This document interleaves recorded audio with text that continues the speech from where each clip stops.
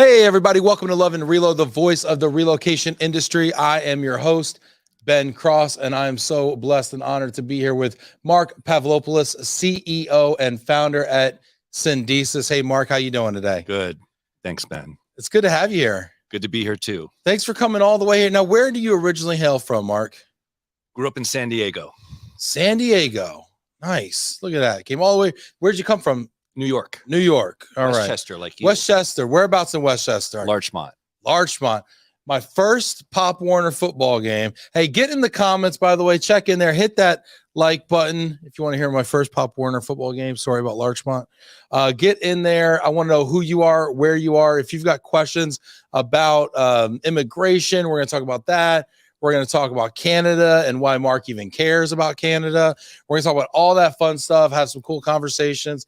Talk about cities Marc's lived in. Want to know what city you're in. Get in there. Let's talk about it. Marc, Larchmont, New York.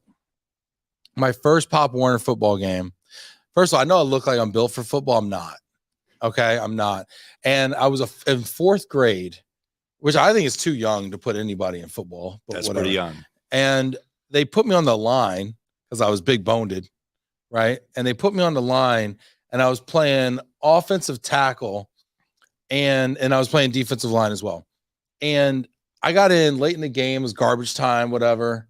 I guess I'm playing against sixth graders for some reason. And this kid ran up the middle and rang my bell so hard. And I was just like, I was just seeing stars, like the comics you're on the scenes, Yep. I was feeling like that. And I think that might have been my last football game was Larchmont, New York. That was enough. Yeah. You Larchmont kids are tough kids. Nobody warns you about it. You hear about the Bronx, you hear about Brooklyn. Nobody tells you about Larchmont. Yeah. I saw my first football game there. I think it was a high school game. I was watching. I'm like, yeah, these kids are serious. These kids are serious, these Larchmont kids. Get in the comments here if you've got your bell rung at Pop Warner football. Let me know. I got people calling me right now. So rude. We got people checking in here. Mike Quigley, good to be here, gents. Hit that like button. Thank you, Mike. Good to have you here. Mike's over there in California. Also, Mike, let us know how it is out there. Jillian Guzda. Hi, Marc and Ben, tuning in from Connecticut. Okay, that's not too far from Just up the road from Westchester. Yeah. Very nice. And when did you move to Westchester? 2 years ago during COVID. Wow. Best time to move. Wow. What was the housing market like when you moved to Westchester in COVID during COVID? We were renting, so we were coming over from San Jose, so it was challenging. Challenging, yeah. Yeah, took a while to find a place. But it was probably cheaper than San Jose, right? Oh no! People bid up all the houses to get out of Manhattan. All the city got, yeah. They're all like, we need some space. We need a house. The city peeps were coming up to the Larchmont. Beautiful, and that's right on the Hudson River line, isn't it? The Harlem River line. Yeah, I think it's Joel. Yeah, that's what I'm thinking for a second. But yeah, yeah. Look at that, right on the train stop there. Balaji Muhammad tuning in from Dallas. What's up, Balaji? Balaji's an immigration cat there down the street.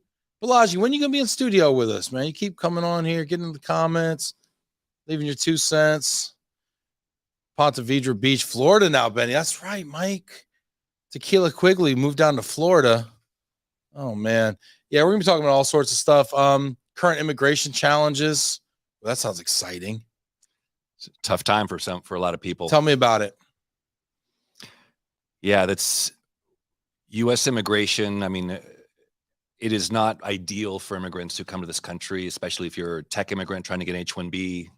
It's like get into a lottery, no matter how smart, talented you are, no matter what you can do for America, your company, no matter how hard you work, it's by chance you get picked. And if you don't, you have to leave. So it's really luck of the draw.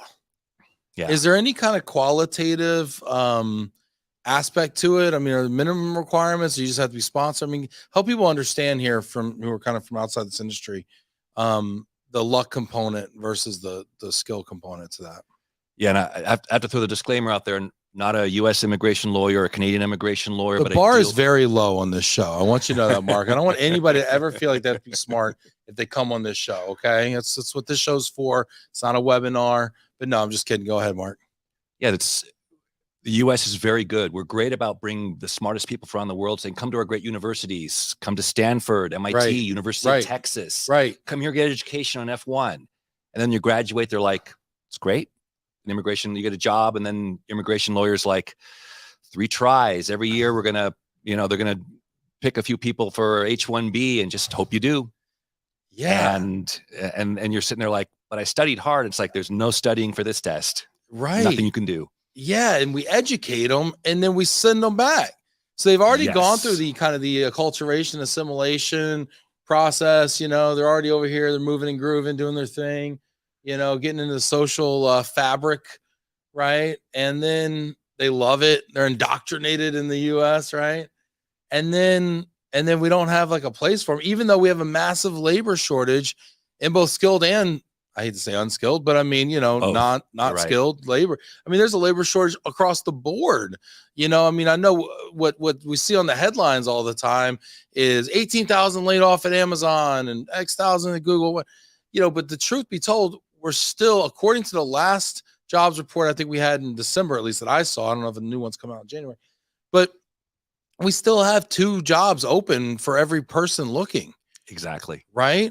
And so while it's these splashy headlines about technology jobs and everything like that, I mean, we still have a massive shortage. And it feels like to me, and then get on my soapbox here, and people have heard me preach about this all the time. We got people checking in. Richard, Jamie, get your questions and comments in the comments. Join the conversations in the comments there. Hit that like button, please, for us. We're with Marc Pavlopoulos here from Syndesus. But it seems like to me, we're so fortunate. We're in the fortunate position of having the best and brightest people, entrepreneurs around the world wanting to be here. Oh, yeah. And then we squander that opportunity with this archaic process that we have. And we make people kind of like, it's almost like a game show, right? Did you win the lottery? Who wants to be a millionaire, right? Yeah. With no lifelines, Yeah, this is interesting. So what are your thoughts? How can we fix this problem in your opinion? Yeah, or are we just doomed? It's somewhere in between, but it's, I don't, what are we, 30 plus years in the current immigration system, H-1B system, different presidents come and go. They used to talk about it. Now it's like, yeah, stay away from it. It's too politicized. So I don't see it changing. I see it staying how it is, unfortunately. Well, I think we wanted to blame the Trump administration, right? Because of their rhetoric around it. But I mean, has it changed materially under the new administration? Is it kind of like new boss, same as the old boss kind of thing when it comes to immigration, or is it better? I don't. Marginally better. Marginally Let's better. ask the audience. Let's ask the audience. That's a good way to put it. Audience, what do you think? Have you seen Balaj? I see you're out there. I know we got some people out there that are watching this round. Hit that like button. Let us know, what are your thoughts on the state of the current U.S. immigration system? Is it the same as it was 4 years ago? Is it better than it was? Marginally better? Are there aspects that if you had a magic wand right now, you would wave that wand and fix this one thing? You think that's a silver bullet solution? Get in the comments. I want to know what you think out here. We got Balaji checking in, Jamie, Richard. Richard says London's calling. Yes. Hey, Richard, it's good to see you. I appreciate you using your long distance minutes on us over there, Richard. Thank you so much. I want to know what's for dinner as well, Richard. Richard always cuts out a dinner, drives his wife mad. But he leaves that pot roast on the table, says Ben's on, and I got to be here with Mark. I can see why. Can't miss television here. Jamie Master, hi, Ben and Mark. Cheers from Chile, Mississippi. Hey, Jamie, how you doing? Balaji says, so many tasks are taking my attention right now. Would soon be free, Ben. Yes, awesome. Can't wait to have you there.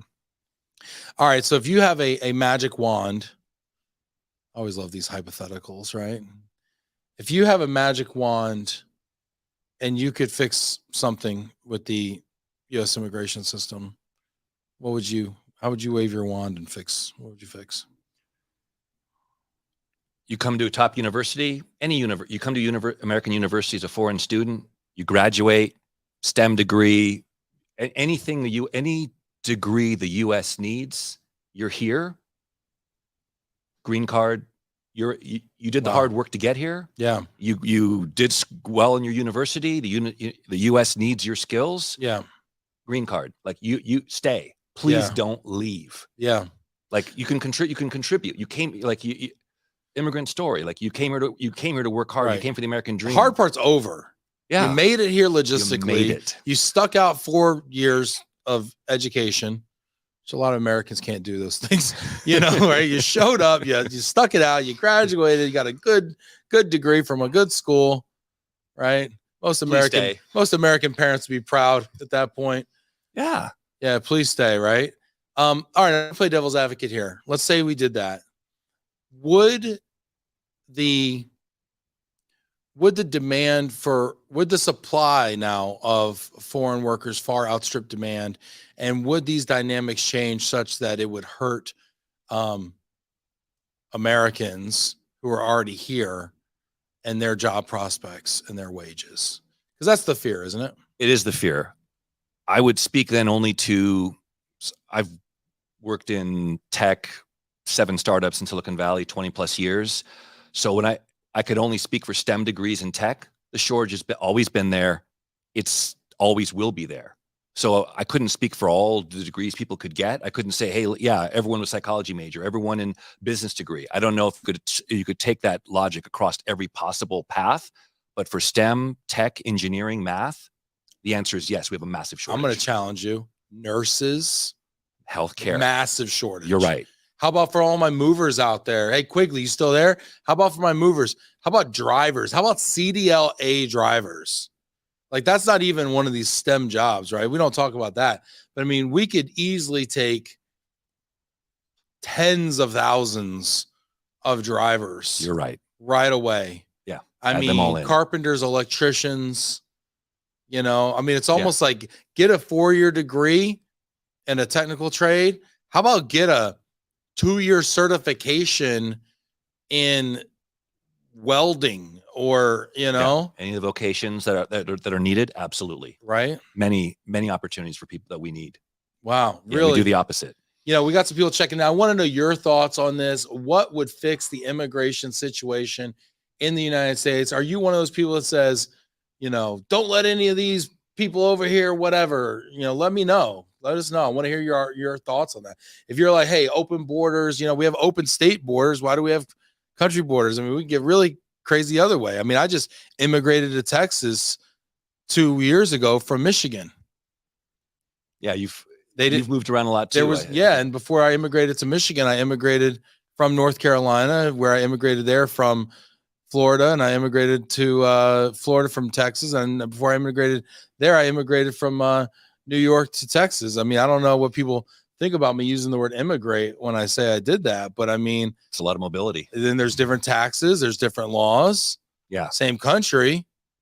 I mean, it's interesting to think about. We have free movement between states where you're moving tax bases. Oh, they don't pay taxes. Well, I'm paying taxes in every state I've gone to. Yeah. I'm stimulating the economy too. Sometimes more than others. Mike Quigley says, we will take them. He speaks for California. Mike says, bring us your huddled masses yearning to breathe free in California. Let's see what people are saying here. We got Christina checking in. It's windy at the beach today in Mexico. Nice. Do we feel sorry for Christina? Put it in the comments. I'm not sensing a lot of empathy right now from Mark here. It's cold outside. Who just on came the way from in here. Frozen Larchmont. What was the temps in New York before you got on the plane? I was mid-40s. Mid-40s? And I would have been in Toronto tonight, but a snowstorm canceled my flight. So you told me you changed your flight for me. I chose to be here today. I changed my flight to be here today. I'm just kidding. Well, if you get free tonight, there's an NTRP happy hour happening this evening. So cool. It could be my date. Richard, hey, wife and daughter's in the New York City area right now, and he's at home and he can't find food. Look at this poor guy. You got a shortage of cooks too. Richard says, I don't think anything ever gets better. I think as humans, we just have to come to terms with going in circles. Richard, Richard. Got to have some hope. I love you, Richard. But I mean, when you were born, you had to chisel that message on a stone tablet. And now you're just putting it on the internet, Richard. I mean, things are getting better. I think what I always tell, I'm just kidding, Richard. You know, I love you, man. But I always tell my team, I say, you know, sometimes it feels like we're running in place. Sometimes it feels like we're beating our head against a wall. But I was like, remember, this earth rotates fully every day and hurtles around the sun every year. Yes, it does. And we don't feel like we're moving, but yet we are. Quite fast. Quite fast. So the rate of change, I think, is quite fast. It's sometimes we just get a little frustrated because it doesn't move as fast as we want. True. But it's always moving. And I think we also have to realize that we are part of the solution. And so I think we can't resolve ourselves to throw our hands up here. I want to hear about the solutions too. We got one more comment coming in. Get in the comments. I want to know your questions, your comments. Jackie's saying we need an immigration version of a dating app. Ooh, these are the kinds of solutions we need, people. Yes. For every Brit in the U.S. who does college here and wants to stay, there will be a U.S. student in the U.K. who wants to stay there. Oh, so we're swapping. Oh, trading. Yeah. Could do that. Do you see any problems with that idea? Yeah, that's a lot of matchmaking. Yeah, that's a bit challenging. Do we say, hey, we traded you an 8 and you gave me a 4? I mean, Jackie, it's not linear, is it? I don't know, Jackie. What do you think? And we're still the U.S. though. There's still the American dream. It's like this is like how many people want to leave here? Probably not so many. Like, so you think Britain just couldn't pull like we're pulling over here? Like we're getting top talent, and they would get like misguided youth. Yeah, the UK is great too, but there's something about the US. Something about the US. That's interesting. I don't know. I mean, those accents are pretty posh over there. Let me ask you this though. Your company is interesting to. Oh my gosh, what are you doing, Mike? Is this a real company? Immigrant.com. Is that a real thing? Do I even want to click on that? Is that work safe? What's going on, Quigley? Let me know before I start clicking links and getting viruses over here. But your company's interesting. Syndesus, tell us about it. How did you start it? And what do you do? So this first time entrepreneur, mentioned I worked for 7 VC-backed startups. So I was always used to working for other people's companies. And so then first time entrepreneur, but not really, because you had a lot of experience with 7 other people's, which is always better to screw up other people's companies. Right? Not saying you did that. I mean, I don't know that well, but I mean, playing with other people's money is more fun, right? It is, yeah. It's like you're there and you're like, hey, that's a great idea. Let's go for it. And then it's like, well, eventually I'm like, well, what's my idea? Yes. And yeah, I stumbled on it because I had lived in Canada 5 years. So I'm an American citizen, but it's like I went to Canada's top business school, do my MBA, came right back to Silicon Valley, worked at a startup, and then ended up moving to Toronto for a few years, worked in venture capital and another startup. And I came home to California and I'm like, that's nice. That was a great time, but I'm back home in California. And I think it was a few friends who had startups. They're complaining like, oh, we can't find engineers here and so difficult. And there's immigration challenges with H-1B, and then it's too far away to hire people, in India or Vietnam. There's time zone challenges. And I'm like, I just looked at them. I'm like, well, then why don't you just hire engineers up in Canada? There's top schools up there. Why don't you just hire up there? And I said it a few times. People just looked at me like, and they didn't look at me like I was crazy. They looked at me like, hey, that's a good idea. We got a Canadian on our team here. Now, were these U.S.-based folks? These are U.S.-based So folks. the idea of top talent in Canada, maybe it's just out of sight, out of mind? Yeah, Is that the problem? Yeah, they would say things like, oh, it's like France. You can't fire them up there. It's totally different. The laws are all different. Yeah, we think it's all like weird in Canada. Like, yeah, it's all, and I'm like, but then I looked at them like, no, I live there. I live there on work permits. People get like, I'm like, wait, I kind of know some, it's not France. It's not employment forever. And then I realized, I was like, wait a minute. And I think some of my Canadian friends are like, oh, I wish I could do a cool job in the US, but I don't want to move to Silicon Valley. I want to stay here. But the companies here there's not as many opportunities. And I'm thinking, okay, wait, this is matchmaking. So if you said like, why'd you start this company? I'm like, I'm going to build engineering teams in Canada for VC-backed startups in the US. Give the Canadian workers the opportunity to work for a cool company, give the Americans access to talent, and I'll figure out the HR piece. I basically built a PEO. Wow. Or employer of record. Did you know you were building a PEO, EOR situation when you were doing it? Or were you just like solving problems? I was solving problems. I fell into it. I'm like, I got a recruiter. I'm like, I'll find you top engineers.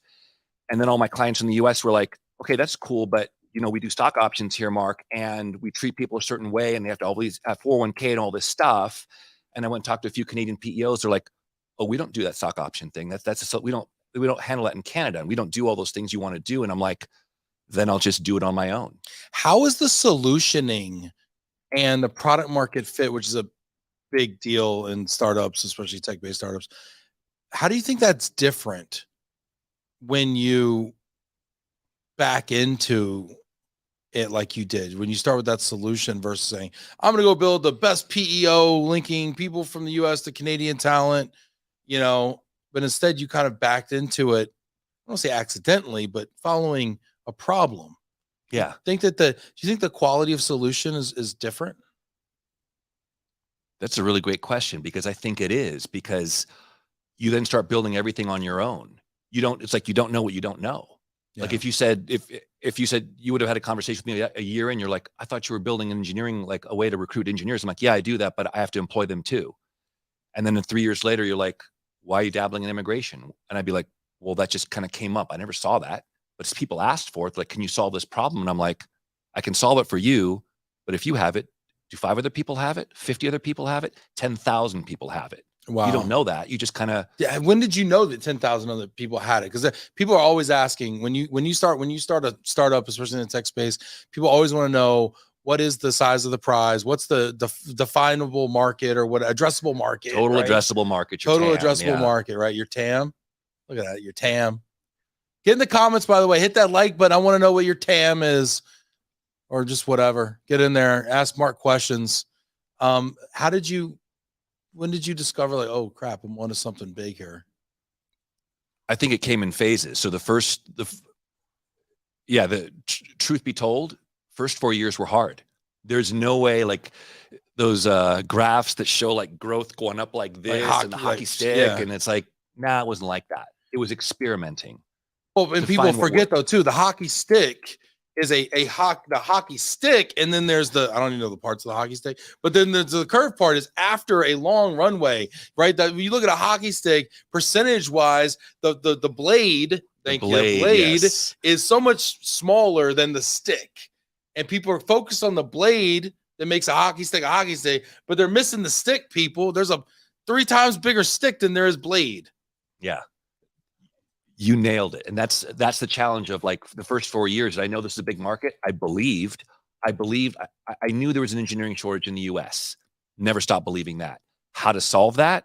I had to go through the iterations. I had to learn along the way, learn the very hard way. I love it when you talk about iterations, and we've got people checking in here. This is really awesome stuff right here. I want to talk about iterations. I want to talk about going through that process, because, iterative processes, yeah, this is all, man, look at this.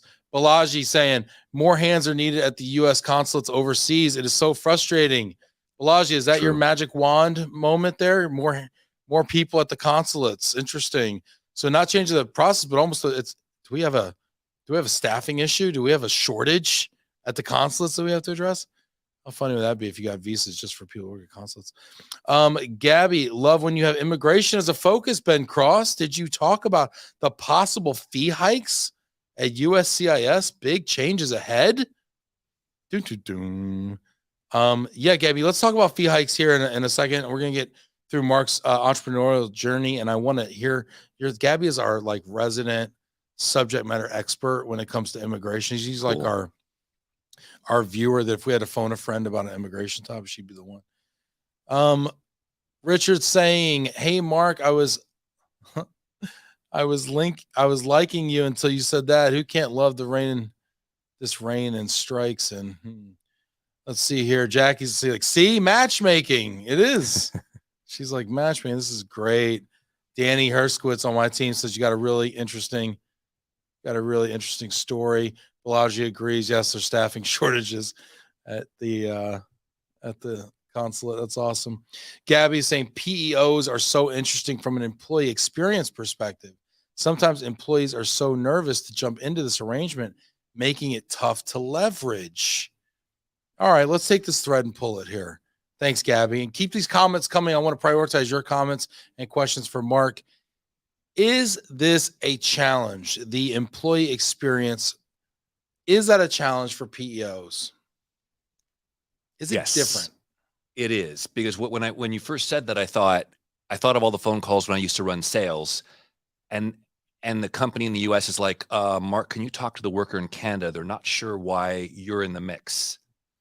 And the worker in Canada is like, hey, I got this cool offer from the US. Why am I talking to Syndesus? What are you going to do for me?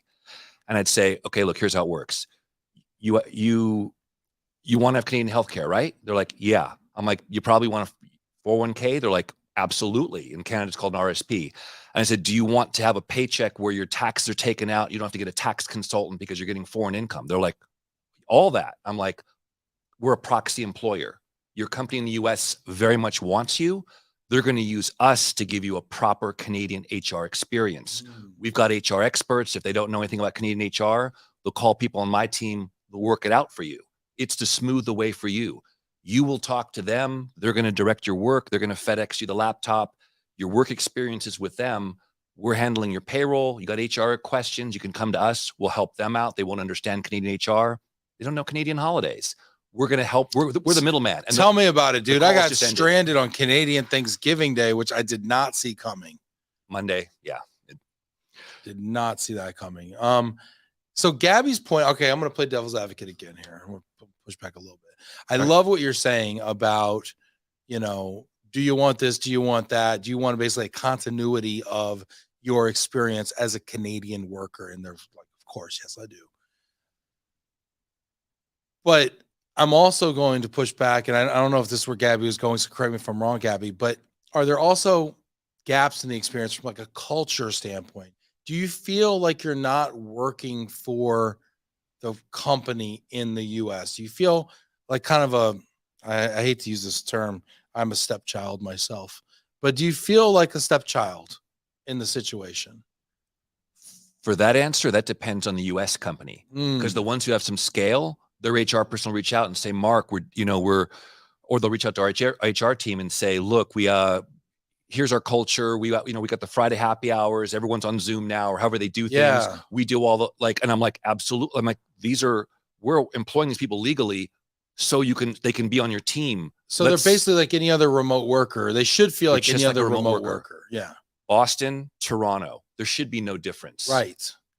Right. So it's really on how they manage it. So really, Syndesus almost feels more like a payroll company where maybe it's like on a paycheck or something, but it's not change. I mean, at that point, are you kind of does Syndesus kind of step back out of it and then allow them to just interact as employer almost? Yeah, the PEO arrangement is interesting because it is that we don't.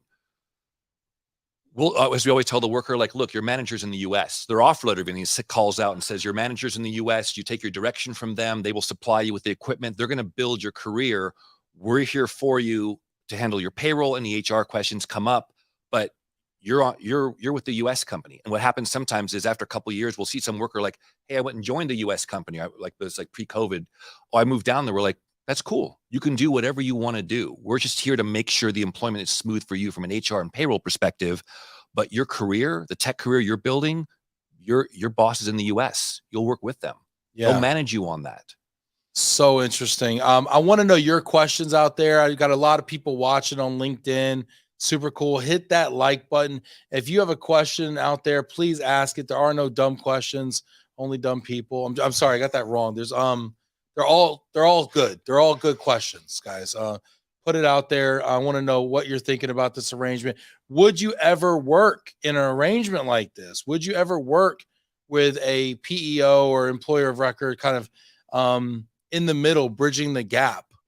You know, I'd love to hear what arrangement you might find that beneficial and really interested to kind of know that. I also got to ask, we hear EOR and PEO used interchangeably. Are they interchangeable? What is the difference between these terms?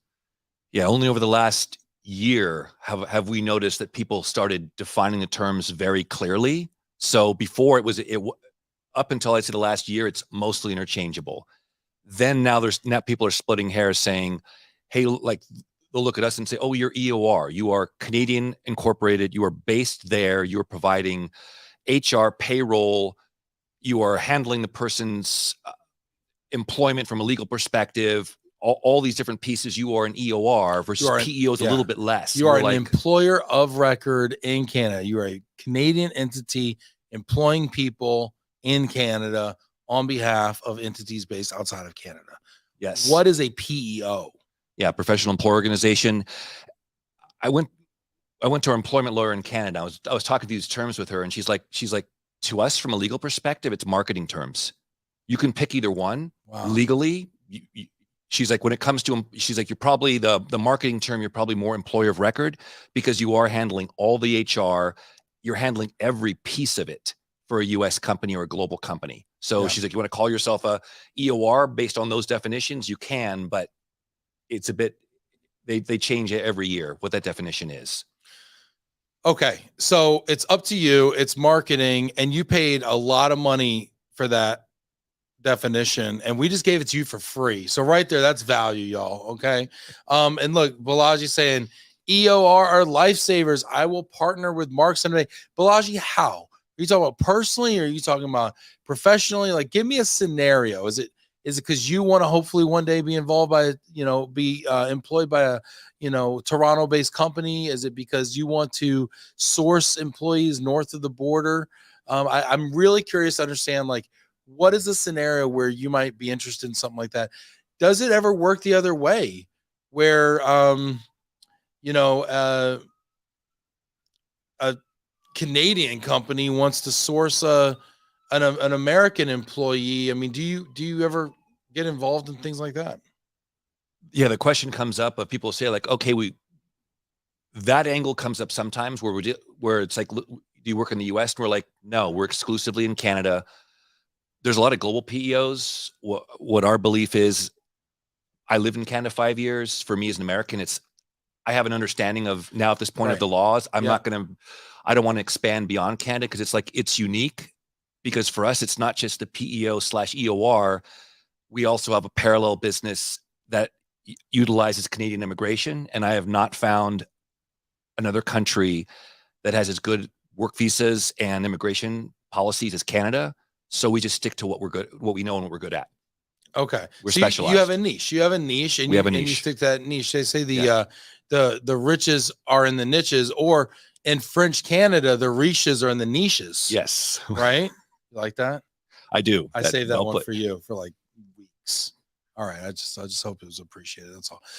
Let's see. Balaji's saying, Mark, we'll have to expand to sourcing globally. You just need the right team to work with.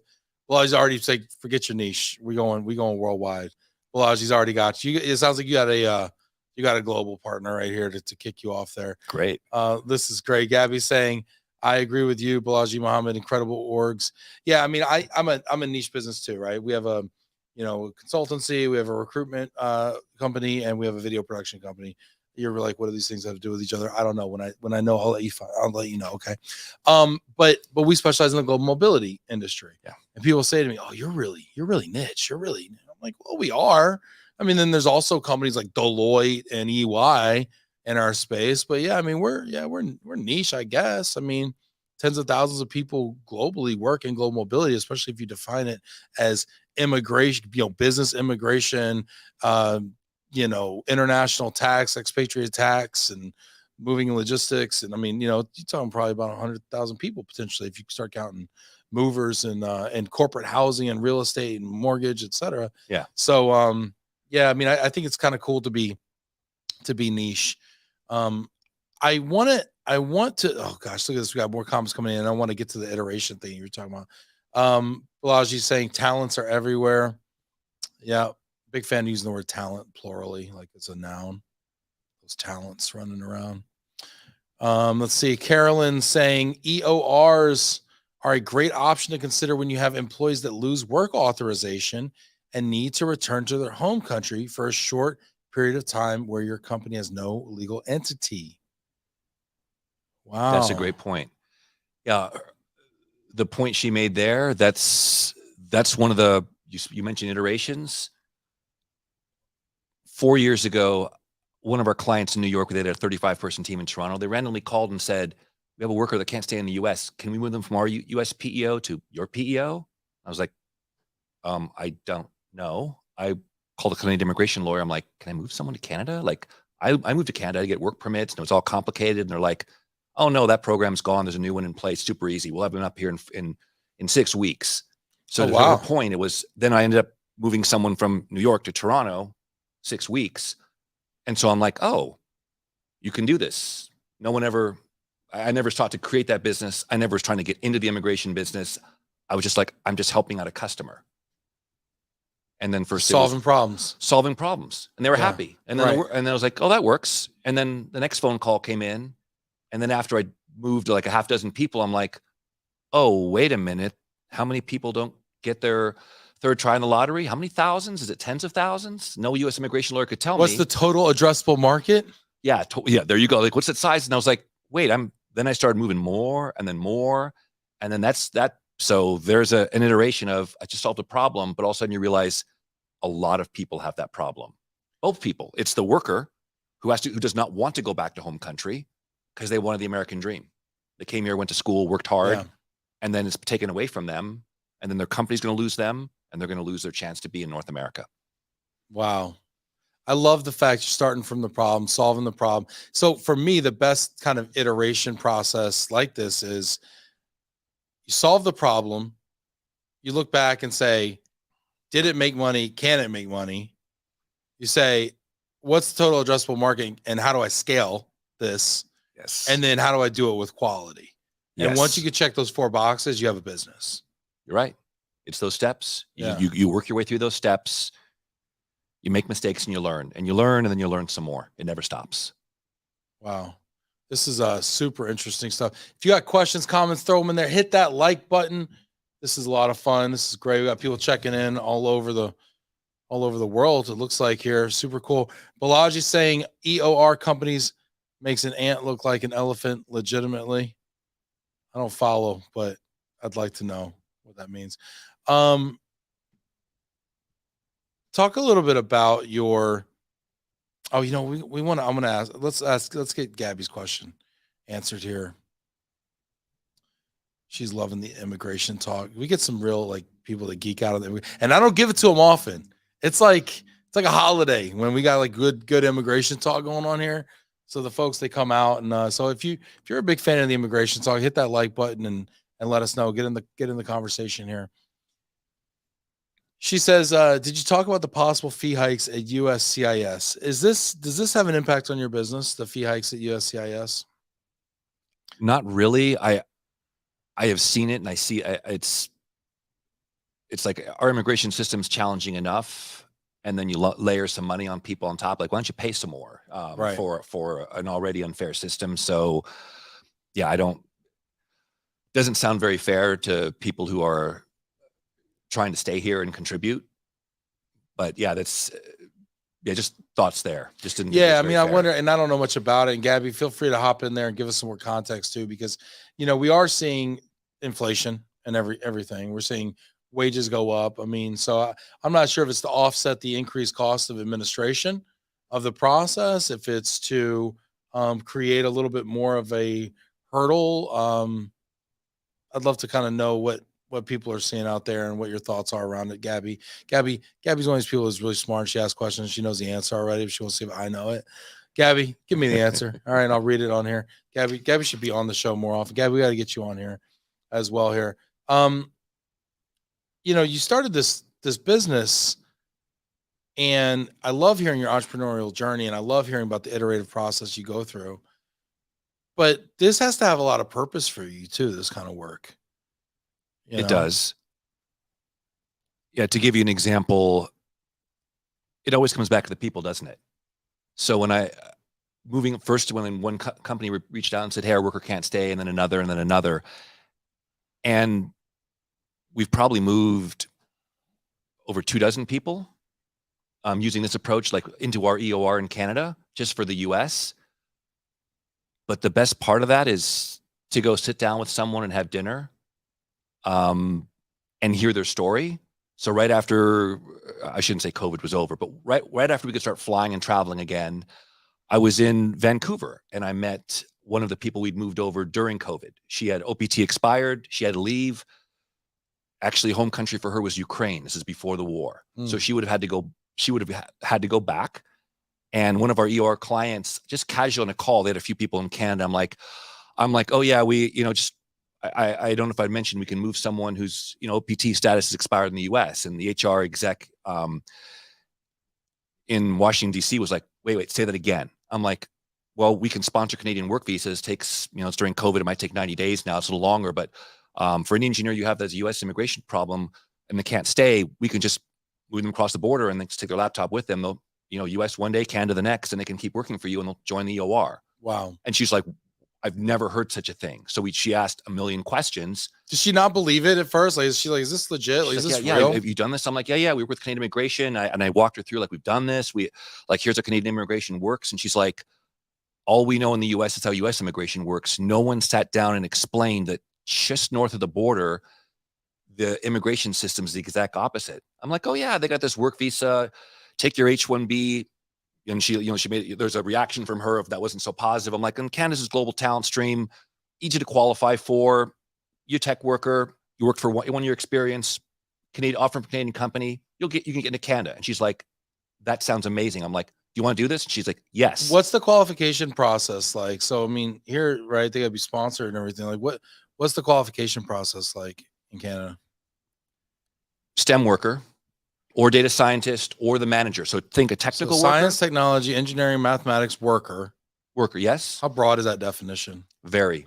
The goal of their program is to bring. So I do like a podcast. I use the internet every day. That might be a stretch. Okay, I just that want to know. might be a stretch for for you to get you to Canada. I know. I mean, I could stay here legally, so I'm good. But just want to know. Yeah, you know, a little bit of a stretch, but okay. Yeah, I think if you have the technical background, you're like, hey, I have a, you know, computer science degree. So the Canadians are like, are you in an in-demand position, which is anything technical? There's like a little list, is like dozens and dozens of positions. Not podcast host, but anything else technical. Not podcast host. Uh-huh. Do you have a tech degree? Not an English degree. It's got to be some kind of a tech degree. I'm 0 for 2. Or do you not have a tech degree and you have 5 to 10 years experience coding? Because some people are self-taught and they make allowances for that. They're like, oh, that would qualify. Can you be in a coding program, enrolled to learn it? I think you have to have it's several years of experience that can say like, oh, look, let's prove that you actually worked and done this. So then you can get in. Do you have a Canadian company sponsoring you? Syndesus is a Canadian EOR PEO. Check. And lastly, do you have a salary above 86,000 Canadian? Every tech worker in North America has a salary above 86,000 Canadian, which is like low 70s in the US. Yeah. It's easy. So you have to have a degree or 5 years, you said? 4 or 5 years experience. 4 or 5 years experience, above 86,000 Canadian. And then have you heard of Syndesus? Okay, got it. Yeah. Wow. That's so every tech worker qualifies. Pretty much. Who's been doing this for 4 years, 5 years. Yeah. So so Tatiana qualified, and right before she had to leave the US, she took her laptop, 90 days in, got the work visa, moved to Vancouver. Same job, same title, usually same time zone. Her case, a couple out. They said you can live anywhere in Canada. She could have picked Toronto. She could have picked anywhere she wanted. Most people try and pick in the same time zone where their company is. Sure. Because it's funny, because what's great too is Canada, you can mirror any time zone. So you want to be in Vancouver, no problem. You want to be in Toronto, no problem. You want to be, you know, in the breadbasket of Canada, sure, go for it. If you want to be in Winnipeg, you could do it. But no one's chosen that. You'll be crushing it in Winnipeg with your tech salary, by the way. Yeah. Absolutely murdering it. Anyway. Yeah. So yeah, it worked that way. Wow. Super cool. Yeah. So now what about individuals? So we hear about 18,000 people from Amazon get laid off. Yeah. Let's assume they're technical workers at Amazon, not warehouse workers, but technical workers at Amazon. Can they call you and say, hey, I'm looking to, you know, I mean, can they call you? Yes. So you don't love it though. You don't look like you love it. No, let me tell you the story there. So that service we have, so it's PEO, EOR, and then we help people with OPT expirations. And then so right before COVID, I'm like talking about total addressable market. I was like, hey, I can help 10, 20, 30 people every year move to Canada, 40, 50. I can help a small number. And I'm thinking like, but that works only if there are US companies there to pay for the EOR fees and the immigration lawyer fees, because we never charge the immigrant worker. We don't charge them a dime. We're like, look, your company has to move you. Right. But for someone's like, well, my company won't move me. They just said, I'm sorry, and walked away, or I got laid off. So 2 years, before COVID hit, I'm like, wait a minute, there's a bigger market play I could do. What if I could move 1,000, 2,000 people to Canada, not talk to the US employer, build a marketplace where I can move people who either got laid off in the US, can't stay in the US, or couldn't even get into the US. What if I could connect them with Canadian companies who use the global talent stream work visa, the Canadian work visa? Now it's a Canadian company hiring them, managing their work visa, and then sponsoring them in. Or a US company that opened an office in Canada to access Canadian talent. So that's another service I launched. I iterated. I'm like, okay, so is it from a entrepreneurial point, I look at that and I'm like, that's an even bigger opportunity. Let's do a separate service there. Marketplace. Yeah. Immigrant tech workers are in one group, and then it's either US companies that open an office in Canada or Canadian companies looking to hire. Or what if there are US companies that didn't have an office in Canada but wanted to use Syndesus for the talent? They could put it. it. That's kind of what they're doing already, isn't it? They could use our EOR. They could say, like, look, we're not going to incorporate in Canada, but can we use your EOR? Right. So I'm starting that business and getting that spun up. It's early days still, but that's the vision of what you just said. It's for the people who don't have a US company sponsor. It's just to help people individually. Do you have recruiters on staff that work for Syndesus? Yes. So for that service, we do. Yeah. Because what we have to do is you have to place them. And you have to interview them too. So what we also do is we interview them first to find out, like, why would you want to leave the US? And what people will tell us is, oh, I've got my H-1B, Mark, and I'm on a 30-year waiting list to get a green card. Mm-hmm. And we're just like, we're almost like, you hear the number so often, you're not surprised anymore. And they're like, I can't stay here. I heard that you can get a Canadian work visa and it's 2 years, and you'll be a Canadian permanent resident 2 years, and you'll be a citizen 4 to 4.5 years, and there's no numbers, there's no quotas. I'm like, that's exactly right. And there's always that reaction of like, I've never heard such a thing. It's always like a level of surprise. I get the surprised look from the US HR execs. I get the surprised look from people who come to us saying, hey, the US isn't working out. I'm like, as an American citizen, I'm bummed about that. But I know it's not going to change in the near future. So how can we help you? Yeah, well, I mean, and create that bridge, that talent bridge, bridge the gap. Hit that like button. Let us know you're out there. I want to know what your thoughts are. Does this apply to your business? Does this help your business? Does this get the gears turning? I got smoke coming out of my ears right now. I'm thinking so hard about how this works. I mean, as a recruitment agency owner myself, I know that I have clients that are looking for web development talent, architect, systems architect, talent, all sorts of talent. And if they can work through a PEO or EOR, to access that talent. I mean, if it's remote already, because a lot of these jobs are remote already. It's remote. So there's no difference between Toronto and Buffalo. None. Right? There's no difference between Montreal and Albany. There's no difference between Windsor and Detroit. Just across the river. Right? Yeah. I mean, I used to live in Detroit, and one of the things was Detroit was one of the only cities in the United States that's north of Canada. It's kind of a funny stat for you. And I can't help but think, if you have all these folks who need to figure something out right now, because there's this massive amount of layoffs within a relatively, it feels massive. Even though, Amazon's was like 1%, I think, of their total global population. I mean, 18,000 people on 1.5 million, employees is like, yeah. So, but anyway, so there's all these people hitting the market. They're going to need to figure something out. Yes. Right. And if they're willing to say, okay, I'll basically find, how could we take these people and help them kind of land softly in Canada and get them jobs either in Canada or in the United States? Do they have to have the job first lined up? Can they figure something out and pay their own way until they find the job? How does that work? I'm over here trying to put the puzzle together as we talk here.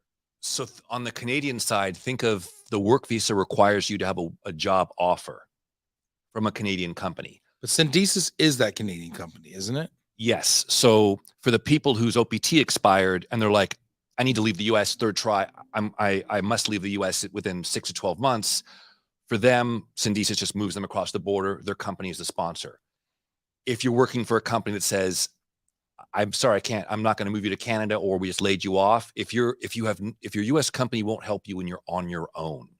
Yeah. Then our Path to Canada service, it's a marketplace. We're matching you to Canadian jobs, and the Canadian company then will sponsor you and move you up. So there's no way to move to Canada and look for a job. You need that job offer to get into the country. So those are the two ways in. Either it's your US company works with us and we move your job, or our Path to Canada service, if you're a fit, we try and match you up with a tech job. But in all honesty, the economy is tough now. So it is the people, the dozens of people we were placing last year, it's more difficult now. So things have to shake out a bit the first 1 or 2 quarters. Some companies are like, Mark, great service in Canada. Hold off, check with us next quarter because we're not hiring anyone. We're doing layoffs on our own. Mm-hmm. So that's the bummer part about this. There will always be a tech shortage. Are things going to be out of whack for a couple quarters here? Yes. Those people that get laid off will find other jobs. Tech market's not going to change. It's just for a couple months or a couple quarters, 3 quarters, it's going to be hard. Yeah. Wow, man. That's the bummer part about it. Super interesting stuff here. We've got people checking in here.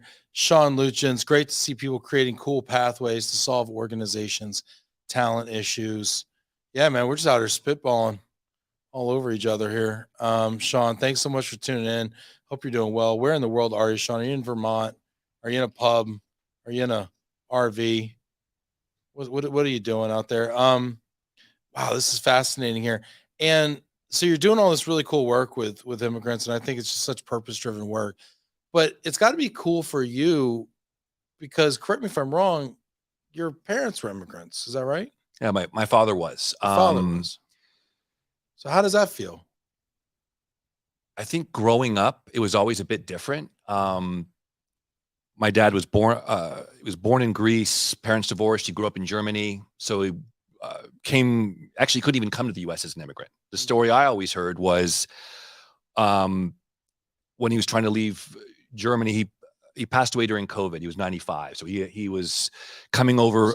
He escaped East Germany over to West Germany right as the wall was being built, escaped over once, couldn't even come to the US. But as a PhD student, he could go to Canada.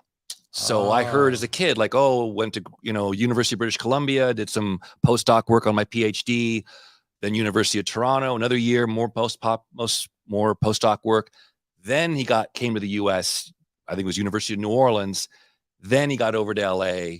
Then he joined the Defense Department. Then he had a 40-year career as a laser researcher. So for me, it was always, I grew up, my dad had a very strong German accent, even though we had the Greek last name. But yeah, there was always his circle of friends were all immigrants to the US. His oldest friends were the ones he met when he came here in the late 50s. So yeah, I guess it was always a bit different growing up of, hearing his stories and the struggle he got to get here. So yeah. Do you think that influenced your work at all? If you had asked me in my 20s and 30s, hey, you're going to create a cross-border company, you're going to be living in Canada, I would have said, no, I'm in Silicon Valley. I'm going to work for some cool tech company, or I'm going to start something on the tech side. I never would have put it together. Never. But I think it gets buried back in your mind. And then, like when I'm traveling in Canada, I meet other people in Canada and I hear about their immigration, I'm like, oh yeah, wait, my dad did this. Wait, I do know this. Yeah. You're right. It's funny too. The older we get, right, the more we regress to the mean of our parents. Tendencies are like, I'm going to go be my own man. I'm going to go do this and this. I'm way cooler than that stuff, whatever that was. And then it's like time goes by and you're like, hey, wait a minute. You look in the mirror one day, like, oh, hey, Dad, how's it going? No, that's really cool. Has there been a surprise in this process that you can point to, or maybe a series of surprises that have kind of got you kind of light bulb moments or things that you want to share through the entrepreneurial journey? The entrepreneurial journey. Syndesus and creating these solutions. I never knew I would have ended up here after starting this in 2014. So you have to be ready to learn, like listen, talk to people. It's almost not talk to people, it's listen to people. Like that's been the most eye-opening moments. It's either meeting with other entrepreneurs or hearing their stories. Like the learning never stops. It never stops, which is the fun part. But as I said earlier, there's also some very tough years. You know, if you're going to be a successful entrepreneur, the learning piece and the listening piece, you have to be willing to learn and listen, and you're going to grow as long as you're willing to learn. I know a lot of entrepreneurs, and the ones that stop listening and stop learning, it gets ugly quick for them. Yeah. And then it's ugly. But then the ones that are just open and learning and just, oh man, sky's the limit. This is really cool. We've been chatting for a long time now, and it feels like we're running out of time. And there's some things I want to get to. Mark, you fancy a game, Mark? The game? What do you have in mind? You know, a little Russian roulette or something like that. No, just kidding. Just too soon. Just kidding. Maybe a top 5. We got a top 5 out there. Let's I'm looking over at producer Adam there. Super producer Adam's giving me the thumbs up. Let's do a top 5. Top 5 cities Mark has lived in. We've got Sean checking in from Western Mass. We've got Gabby in Cream City. We got Balaji and the Big D. Top 5 cities Mark has lived in. What's your top 5, Mark? Number 5? San Diego, where I grew up. San Diego. I do love San Diego. Everyone loves San Diego. Everyone's like, oh, like it's warm, it's nice. Wow, how could you ever leave? Favorite part about San Diego? Weather, people, because I grew up there, so those are people I can trace back to. But you like the people, huh? Yeah, people didn't stand out to me much. It's a mellow place. It's mellow. The real personalities are going to be like in New York. Yeah, I'm more of like give me the the real personalities, the real people who are the characters. I want the characters. But the weather's incredible. You know what I like about San Diego? You can look out your window and you can see the beach and the mountains. Yeah. And it's like there's not a lot of places where you can see the beach and the mountains, right? I was in Scotland, you got the mountains, no beach, craggy rocks, right? Yeah. Florida, beach, no mountains. Nope. Right? Beach and mountains all together. Love that. The weather's amazing. You know what? I'm in here in Texas, and I'm a big Tex-Mex guy. The Mexican food in San Diego, okay, it's a different breed. It's a more that Baja Mex, that fresh Mex, that fish taco joint. Oh man, so good, dude. Okay, can I change my answer? No, yes, you can. Yes, you can. You like the food? Yeah, because I'm thinking like I was there last summer just for a couple of days. I'm like, wait, I got to go back to the same Mexican restaurant I went to before high school and elementary school. It's still there, El Indio, and it was like and I ordered almost the same thing. What's your go-to there? We might have to get some Mexican food tonight. You want to go get some dinner? Yeah. What's your go-to over there, El Indio? It's so unhealthy. So yeah, they have fish tacos. I'm like, yeah, take a couple of those. And then they take like these. It's called mordiditas. They take a taquito that's stuffed with beef, slice it up, cover it in melted cheese, dice up jalapenos, cover jalapenos over it. And I'm like, yes, please. And you said dice up jalapenos. These are fresh jalapenos. Yeah. This is one of my beefs with Tex-Mex in Dallas, the over-reliance on the pickled jalapeno. And you ask, is it pickled jalapeno or fresh jalapeno? They say, oh, it's fresh. Like they just opened the jar. But it's like, it's not fresh, guys. And then I'm the jerk who's teaching people about pickled jalapenos, but I do love a good fresh jalapeno. Yeah, it's so good. So yeah, I might take it a year off my life, but I'm like, I have to have that. Mark, that's what years are for. Spend them. Okay. You can't take them with you. All right. Number 4, Oakland. Wow. Yeah. Oakland. So I lived there for quite a few years. Haladala, Oakland. All right. Tell me about Oakland, the city. What's your favorite part about Oakland? This is a controversial choice. Yeah, because I was going in order, like as I left San Diego and got on the road, and it's like, yeah, I did live there a few years. Favorite part about Oakland? You had like 5 for San Diego. What you got? 1 for Oakland? Yeah, I got to think about that. Like, is it narrowing down or just thinking of any? Yeah, it's almost like it's like I enjoyed time there, but that you're like pointing to distinction. I'm like favorite bar, favorite food. I'm like, yeah, there's some good food places there. Oh yeah, homeroom mac and cheese. What is it? 20 different kinds of mac and cheese. A restaurant devoted to mac and cheese. I mean, I didn't stay there just for that, but I've seen worse teams at restaurants. Yeah. Yeah. Okay. I mean, I was at Oakland, drove by the old the A's Stadium. I say the old A's Stadium. It is the A's Stadium. It's the regular A's Stadium. Yeah, that's a tough one for me. Number 3, Toronto. Toronto. Lived there almost 3 years. Big city. I'm there now every month for work, so I'm there all the time.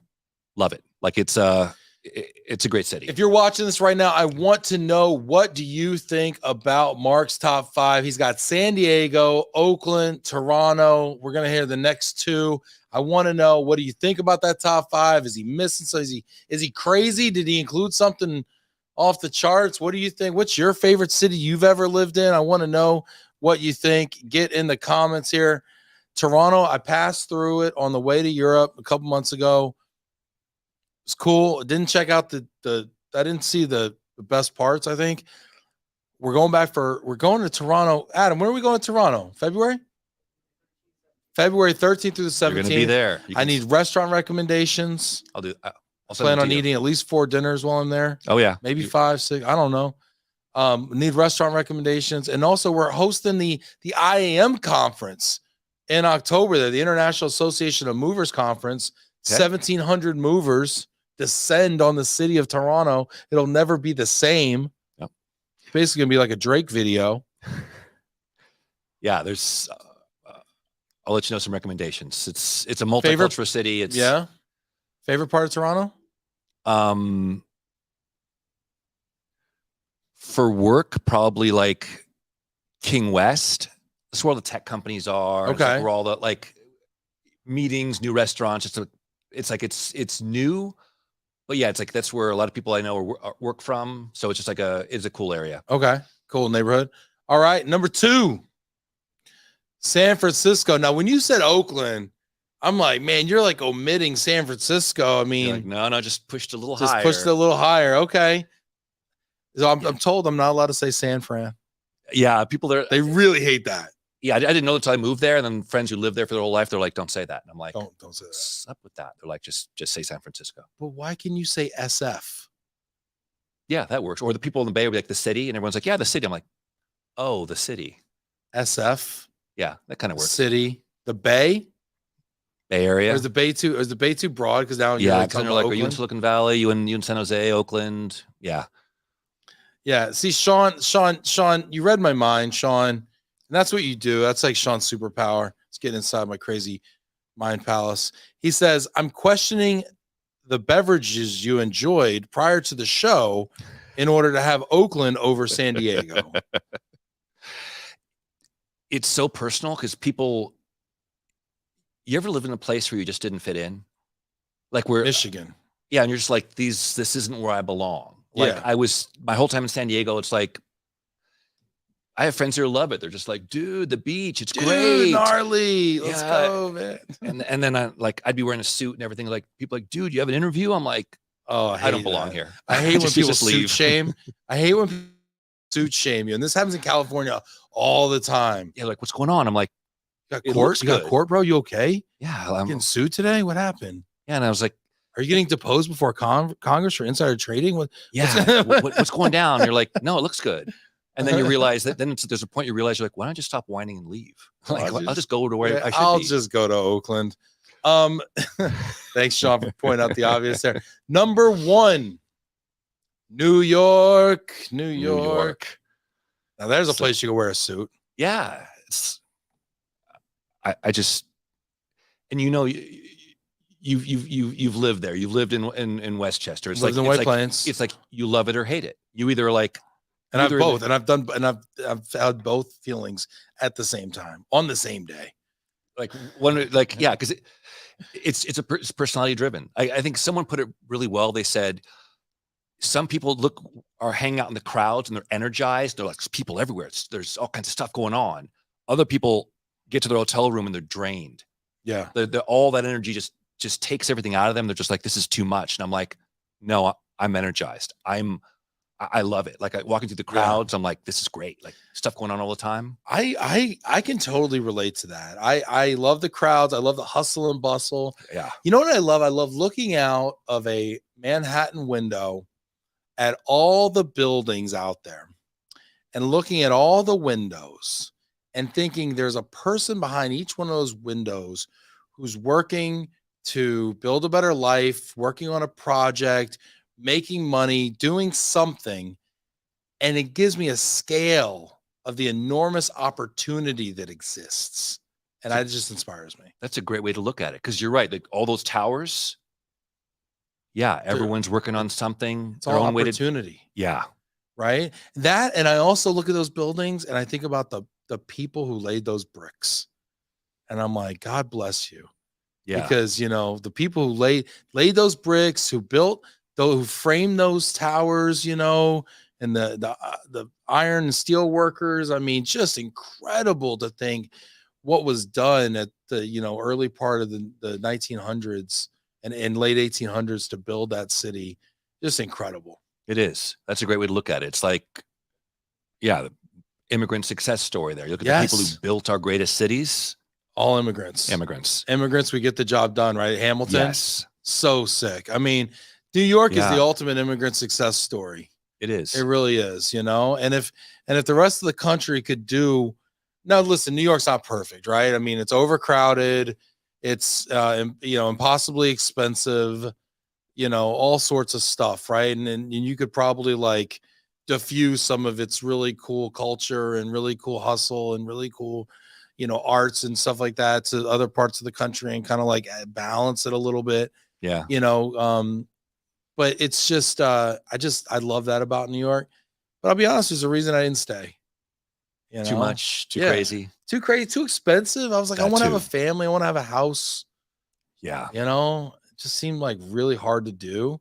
But now I'm here in Texas, you know, and a nice home is, I mean, you know, I guess the nice is always subjective, right? But, you know, you look at houses here like 800 grand.